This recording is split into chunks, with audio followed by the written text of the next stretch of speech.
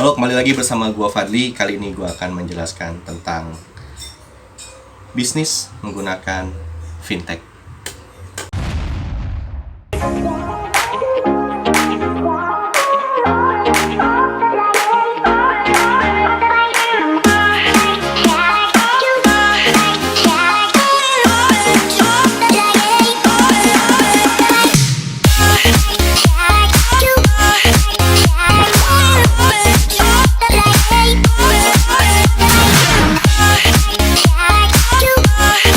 Jelaskan tentang financial technology ya. Itu disingkat adalah fintech, dan sekarang itu lagi hit banget ya yang namanya fintech. Ketahui fintech itu ada banyak banget jenisnya. Yang pertama itu ada basicnya, ada pinjaman, juga ada transfer antar bank di Indonesia ya, dengan tanpa biaya. Bisa juga transfer uang ke luar negeri gitu ya, ke semua negara. Contohnya ada transfers, ada top remittance atau segala macam seperti itu. Nah, jadi kali ini gue akan menjelaskan yang lebih spesifik di fintech untuk pinjaman. Nah, teman-teman semuanya, perlu teman-teman ketahui, jikalau teman-teman berbisnis itu pasti membutuhkan modal, ya kan? Membutuhkan uang yang siap digunakan kapanpun ketika lu semuanya ngebutuhin membeli barang ya. Misalkan ada pelanggan yang mau yang order ke lu untuk ngebuat misal apa ya, mungkin lu pengrajin kayu, lu butuh modal misalkan seharga 3 juta dan lu mendapatkan pembelian senilai 9 juta, 3 juta itu modal, dan 3 juta itu lu misalkan kagak punya duit, tapi lu punya keahlian. Nah, di situ lu bisa menggunakan dari fintech tersebut. Lu bisa menggunakan uang tersebut selama kurang lebih 30 hari, dan lu bisa mengembalikan ketika klien membayar uang secara full seperti itu. Nah, itu adalah salah satu contoh manfaat fintech yang bisa digunakan oleh kita. Tapi gua agak risih kebanyakan orang yang flexing, walaupun itu pilihan dia ya, walaupun itu hak dia, itu adalah jalan dia, itu menggunakan fintech untuk barang-barang yang bersifat konsumtif. Padahal teman-teman, fintech itu diciptakan itu bukan untuk tujuan tersebut. Walaupun memang bisa digunakan, tetapi untuk melindungi daripada arus kas kita, arus kas pribadi, penggunaan barang konsumtif dengan menggunakan fintech itu sangat-sangat tidak dianjurkan. Kenapa? Soalnya bunganya sangat teramat besar.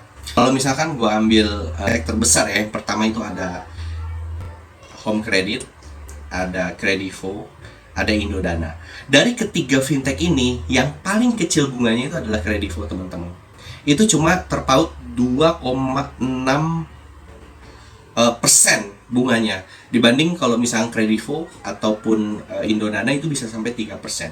Dan itu kalau misalkan lu menggunakan pembayaran cicilan itu hingga sampai 6 bulan sampai 12 bulan. Tapi jika lu menggunakan pinjaman hanya dalam kurun waktu 30 hari, maka lu bisa ngedapetin bunga yang bahkan bisa 0%, atau bahkan lu bisa dikasih promo. Dan itu yang gue lakuin dalam menjalankan bisnis gue.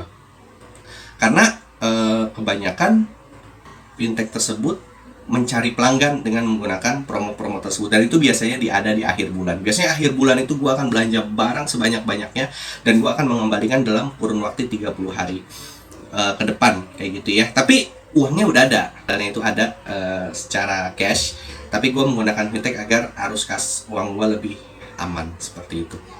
Nah, balik lagi ke permasalahan yang awal tadi, gue sangat risih sama orang-orang yang menggunakan fintech untuk kebutuhan barang-barang konsumtif. Apa sih contohnya kebutuhan barang konsumtif itu? HP, TV, apalagi misalkan gadget yang paling lagi ramai itu adalah iPhone Pro ya. Kalau misalkan lihat di Instagram itu banyak banget konten-konten yang menyatakan bahwa dia minjem menggunakan fintech, karena fintech itu benar-benar simple ya untuk digunakan. Dan dia mencicil selama 12 bulan, dan itu gila men, bunganya gede banget. Bahkan ketika lu minjem itu 4 juta, itu harus ngembaliin sekitar 5,5 juta dalam kurun waktu 6 bulan, atau 6,2 juta dalam kurun waktu 12 bulan. Dan lu bayangin, ketika lu memiliki selisih selama 12 bulan sebesar 1,5 juta, mendingan lu nyabung dulu aja. Lu simpen perlahan-lahan, dan lu nanti di akhir tahun lu bisa beli barang-barang yang lu inginkan. Seperti itu. Dan juga fintech ini juga sebenarnya bisa memiliki dua mata pisau. Itu tadi. Yang pertama adalah dia bisa bermanfaat untuk pebisnis. Yang kedua, dia bisa menjadi pisau yang teramat tajam untuk orang-orang yang memiliki sifat konsumtif. Daripada fintech yang bisa digunakan oleh teman-teman untuk berbisnis, jadi apapun yang teman-teman usahakan itu bisa menggunakan fintech dalam kurun waktu 30 hari. Nah, bagaimana cara daftarnya? Oh, sangat mudah. Fintech itu justru dengan verifikasi menggunakan KTP itu bisa sangat cepat gitu ya. Kali ini untuk gua sekarang udah punya 4 fintech. Yang pertama ada Kredivo, itu limit sampai 15 juta. Home Credit itu sampai 7,5 juta, Indodana sampai 9 juta, dan satu lagi Tokopedia Card itu dapat 15 juta. Itu lagi dicetak kartunya. Jadi gua punya spare modal itu sekitar di angka 45 jutaan. 45 juta. Nah, itu nggak gue pakai untuk memberi barang-barang. Bahkan sekarang gue pakai HP aja, HP jelek, masih HP lama ini, HP Samsung A6 megapiksel, tapi masih bisa digunakan lah ya. Nah, jadi limit sebesar itu tidak digunakan untuk barang-barang konsumsi, dan itu gue siapin untuk modal ya, modal. Ketika ada pelanggan yang mau beli produk gue senilai misalkan 20 juta dan itu membutuhkan modal 10 juta, gue akan pakai itu langsung gitu, dengan jangka waktu pembayaran 30 hari. Dan itu biasanya ya dari company mesan dalam jumlah banyak, misalkan 15 juta, 20 juta gitu ya, dengan modal 7,5 juta, dan gue bisa dapat untung 12 juta. Setelah perusahaan itu membayar lunas cash pembayarannya, ya gue akan lunasin fintechnya. Gue lunas fintechnya dan gue mendapatkan uang. Dan itu yang gue lakuin selama kurang lebih 1 tahun belakangan.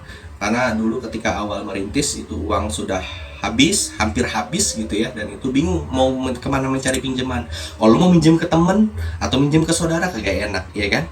Yang ada nanti lu, kalau misalnya saudara lu rada kaya, minta, biasanya gak mau dibalikin uangnya, itu kan kagak enak kan, kita padahal niatnya untuk usaha seperti itu.